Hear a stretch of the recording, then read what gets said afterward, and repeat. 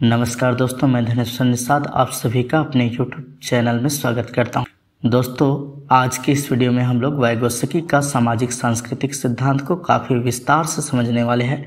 इससे पहले हमने पियाजे और कोहेलबर्ग के सिद्धांत पर भी वीडियो बनाए हैं, तो डिस्क्रिप्शन में उसका लिंक हम दे देंगे जहाँ से आप उस वीडियो को देख सकते हैं। तो आइए बिना देर की शुरुआत करते हैं। क्या आपने कभी गौर किया है कि बच्चा सबसे तेज कब और कैसे सीखता है? जब वह दोस्तों से खेलते हैं, जब माँ बाप के साथ बातें करते हैं, या जब क्लास में टीचर के साथ बातचीत करते हैं। वाइगोत्स्की ने कहा कि सीखना एक सामाजिक प्रक्रिया है, मतलब बच्चा समाज में समूह में रहकर ही बेहतर तरीके से सीख पाता है। आइए अब जान लेते हैं कि आखिर वाइगोत्स्की कौन थे।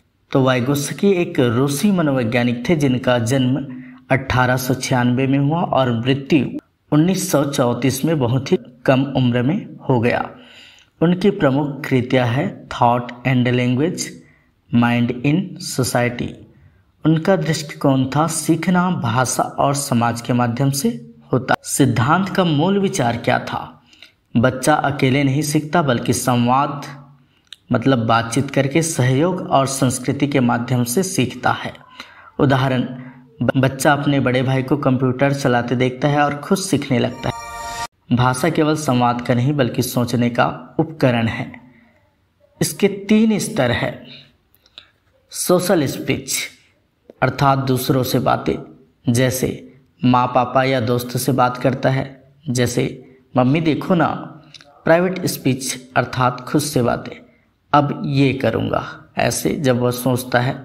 इनर स्पीच मतलब सोचने की चुप प्रक्रिया है, अर्थात मानसिक प्रक्रिया, जिन्हें हम कहेंगे इनर या आंतरिक स्पीच। उदाहरण, बच्चा ब्लॉक्स खेलते हुए कहते हैं पहले नीला रखूँगा फिर लाल। तो ये क्या हुआ? ये स्वयं से बात कर रहा है, मतलब प्राइवेट स्पीच या निजी भाषण। अगर वो मन ही मन सोच रहा है तो वो होगा इनर स्पीच, और दूसरों से जब बात करता है तो वो है सोशल स्पीच। आइए अब समझते हैं जेपीडी अर्थात समीपस्थ विकास क्षेत्र। जो बच्चा अकेले नहीं कर सकता लेकिन थोड़ी मदद से कर सकता है, वही उसका जेपीडी है। मतलब खुद से नहीं कर पा रहा है लेकिन अगर उनको थोड़ी सी मदद दे दी जाए तो वह उसे कर लेगा, तो वही है उसका जेपीडी। अर्थात जैसे एक उदाहरण है, बच्चा एक कविता याद नहीं कर पा रहा है लेकिन माँ के साथ दोहराते हुए याद कर लेता है।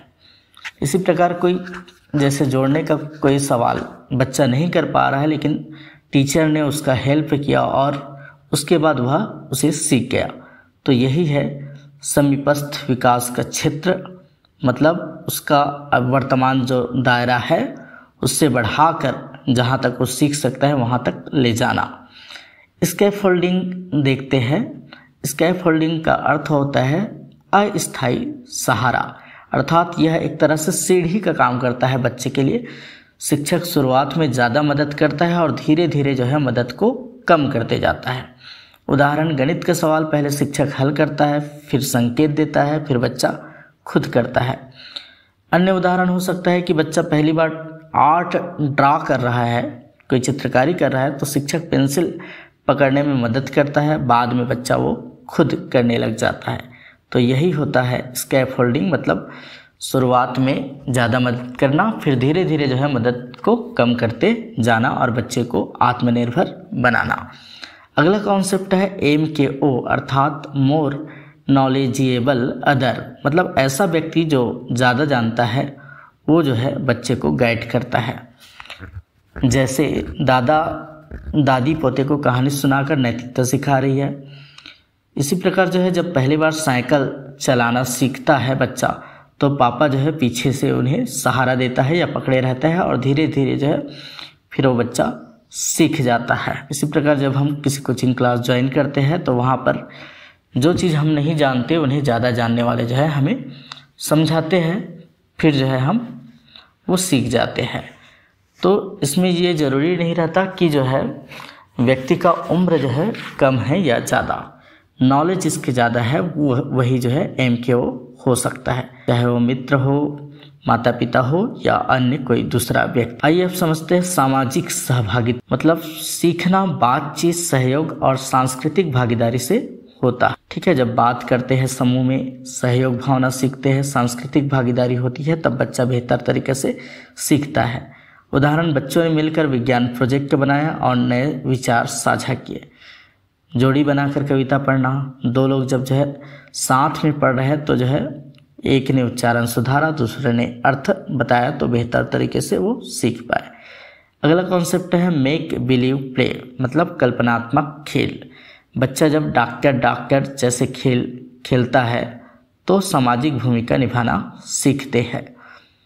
ठीक है, तो डॉक्टर जैसे खेल खेल रहा है और एक बच्चा डॉक्टर बना है, एक पेशेंट बना है, तो जो है वो एक तरह से भूमिका निभा रहे हैं और इसमें बहुत सारी चीज़ें जो है वो सीख रहे हैं। इसी का अन्य उदाहरण हो सकता है, बच्ची माँ बनकर गुड़ियों को खाना खिला रही है, पोषण का नियम सीख रही हो। इंटरनलाइजेशन अर्थात आंतरिकीकरण, अर्थात बाहरी अनुभव धीरे धीरे सोच का हिस्सा बन जाते हैं। उदाहरण, बच्चा थैंक यू पहले माँ या पापा से सुनता है, बाद में खुद कहना सीखता है, तो बाहरी अनुभव जो है उनके व्यवहार का हिस्सा बन गया और मानसिक सोच का भी हिस्सा बन जाता है। अन्य उदाहरण हो सकता है कि बच्चा शिक्षक के निर्देशों को पहले सुनता है, फिर बिना कहे खुद पालन करता है। आइए जान लेते हैं वाइगोत्स्की और पियाजे के विचार में क्या अंतर है। पियाजे कहते हैं कि पहले विकास आता है फिर सीखना, लेकिन वाइगोत्स्की का कहना है कि सीखना जो है विकास को उत्प्रेरित करता है। अगर बेहतर तरीके से अधिगम होगा, बेहतर तरीके से सीखेगा तो उसका विकास ज़्यादा अच्छा होगा। ठीक है, तो यही इन दोनों की विचार में अंतर है।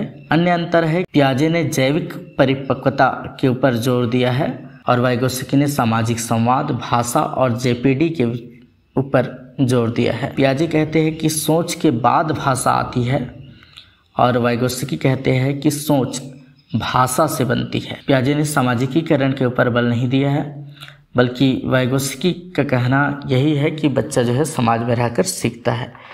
आइए अब जान लेते हैं शिक्षण में अनुप्रयोग। शिक्षक को जेपीडी की पहचान करनी चाहिए, संवाद को प्रोत्साहन देना चाहिए और सहयोगी वातावरण बनाना चाहिए, जिससे जो है बच्चे बेहतर तरीके से सीखे। इनके अंतर्गत प्रमुख विधियां है थिंक पेयर शेयर, अर्थात पहले सोचो, फिर बात करो, फिर साझा करो। तो बच्चे को इस तरह से काम करना चाहिए कि पहले से टॉपिक को दे दिया जाए, फिर इस पर सोचिए बोलो, फिर उसको डिस्कशन करने के लिए बोलो दो लोगों को, उसके बाद जो है उन्हें पूरे क्लास में शेयर करने के लिए कहा जाए, तो वो बेहतर तरीके से किसी चीज़ को समझ पाते हैं। पीयर ट्यूटरिंग, मतलब एक छात्र दूसरे को सिखाते हैं, तो एक दूसरे को सिखाने वाला कहलाता है पीयर ट्यूटरिंग। और रेसिप्रोकल टीचिंग, जिसमें शिक्षक छात्र की साझा भूमिका, मतलब शिक्षक पहले कोई चीज़ छात्र को सिखाता है, फिर छात्र उसी को शिक्षक को बताता है। आइए अब जान लेते हैं इनकी कुछ आलोचनाएं, लिमिटेशंस क्या है। तो हर बच्चे के लिए जेपीडी को मापना मुश्किल है, मतलब उनकी वर्तमान शैक्षणिक स्तर है और कहाँ तक उसको ले जाना है, किस तरह से मदद करना है, ये हर एक बच्चे के लिए करना थोड़ा मुश्किल है। हर बच्चे के लिए अलग स्कैफोल्डिंग देना भी व्यवहारिक रूप से कठिन है। शारीरिक विकास और आनुवंशिक कारक को नज़रअंदाज किया गया। तो वाइगोत्स्की के सिद्धांत में जो है शारीरिक विकास और आनुवंशिक कारक के बारे में ज़्यादा कुछ नहीं कहा गया। निष्कर्ष, तो इन सारे अध्ययनों से हम यह निष्कर्ष पे पहुंचते हैं कि बच्चे अकेले नहीं बल्कि समाज के सहयोग से सीखते हैं। वाइगोत्स्की का सिद्धांत आज की ग्रुप लर्निंग, कोलैबोरेटिव एक्टिविटीज और प्रोजेक्ट बेस्ड लर्निंग की नींव है। शिक्षक को फैसिलिटेटर, गाइड और पार्टनर इन लर्निंग बनना चाहिए। आइए अब जान लेते हैं सीटेट या टीटी में इससे संबंधित पूछे गए प्रश्नोत्तर। एक वन लाइनर फैक्ट इसमें जान लेते हैं और एमसीक्यूज जो है हम अगले वीडियो में देखेंगे।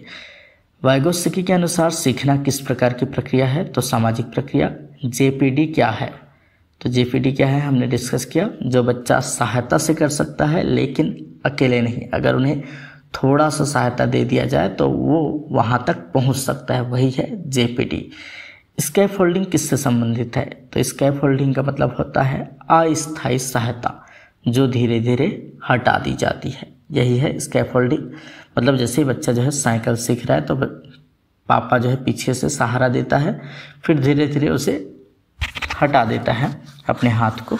तो यही है स्कैफोल्डिंग। MKO का अर्थ क्या है? तो MKO का अर्थ है मोर नॉलेजेबल अदर, मतलब जो ज़्यादा जानता है वो हेल्प करता है सीखने में, वही MKO कहलाता है। निजी भाषण क्या है? मतलब बच्चा जब खुद से बात करता है, यही है निजी भाषण।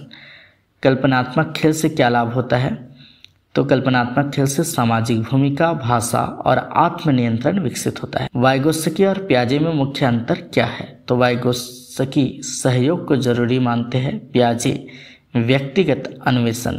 कक्षा में वाइगोत्स्की का प्रयोग कैसे करें? तो पीयर टीचिंग कराए, मतलब साथी को या साथी में जो है एक दूसरे को बताकर सीखे। थिंक पेयर शेयर, मतलब पहले सोचे फिर उसको साझा करे, फिर पूरे क्लास में उसे प्रेजेंट करे।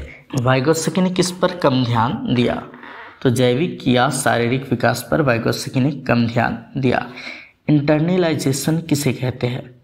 तो जब सामाजिक अनुभव धीरे धीरे सोच और व्यवहार में समाहित हो जाए तो इन्हें ही इंटरनलाइजेशन या आंतरिकीकरण कहते हैं। तो इस प्रकार दोस्तों आज की इस वीडियो में हमने वाइगोत्स्की के सिद्धांत को काफ़ी विस्तार से समझा और इससे संबंधित प्रश्नोत्तर भी देखे। मिलते हैं अगले वीडियो में। अगर आपको यह वीडियो अच्छा लगा हो तो लाइक और सब्सक्राइब करना ना भूलें। Thanks for watching.